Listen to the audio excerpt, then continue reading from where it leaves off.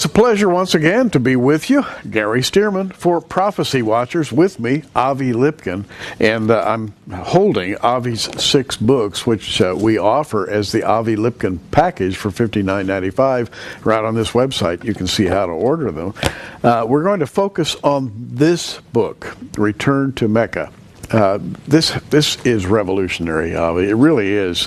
It has to do with a prophetic structure which nobody else has seen. I think you did some remarkable original work.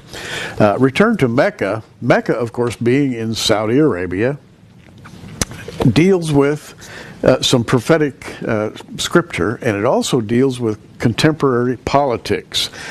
And on the back of Avi's book, a quote from Osama bin Laden. This is really interesting.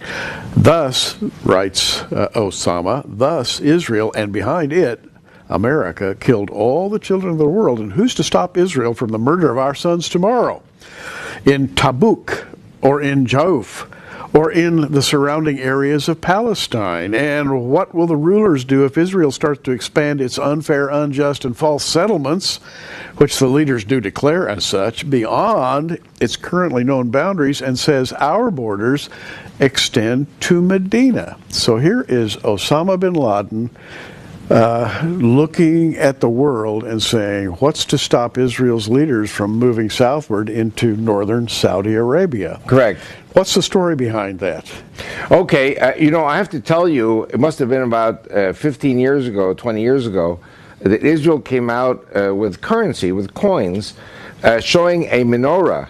Now, today it's a little 10 agora coin, but years ago it was 100 shekels, before they devalued by 1,000 times. It was a big coin with a menorah, which had been etched onto a shard, onto pottery. But the way the pottery piece looked, it looked like Israel and Saudi Arabia. And so Yasser Arafat was saying, oh, you see, the Jews are going to take Saudi Arabia also. And I said, this Arafat's nuts. But this is deeply ingrained in the Arab thinking, that the Saudi Peninsula, the Arabian Peninsula, does belong to God's promise to Israel.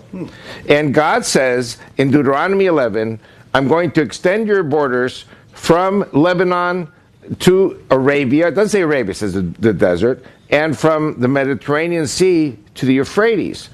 And firstly, I have to say that I owe a lot of thanks and a lot of inspiration to Jim and Penny Caldwell, because they gave me that quote about Osama. And they were in Arabia.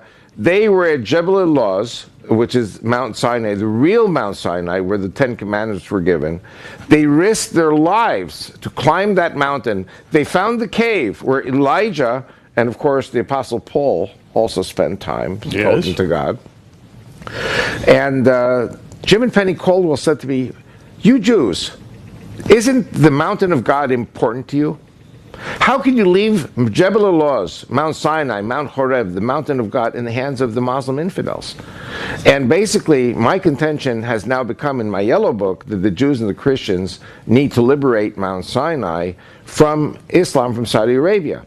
Now, what Osama says in the quote on the back of my book, he talks about Jauf and Tabuk. Jauf and Tabuk are only 100, 200 miles from Eilat, from the southern tip of Israel.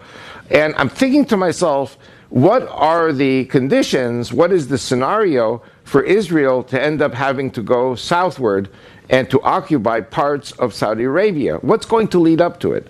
Does Israel want to do it? The answer is no. Israel has absolutely no interest in taking anything from Saudi Arabia.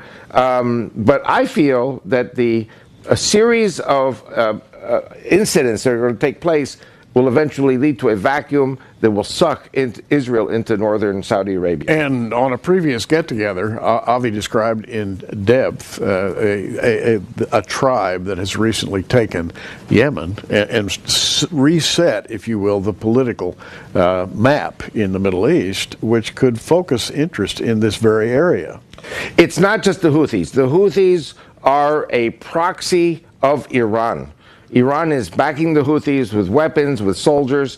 The Iranian Navy is constantly patrolling the Red Sea and around the Arabian Peninsula.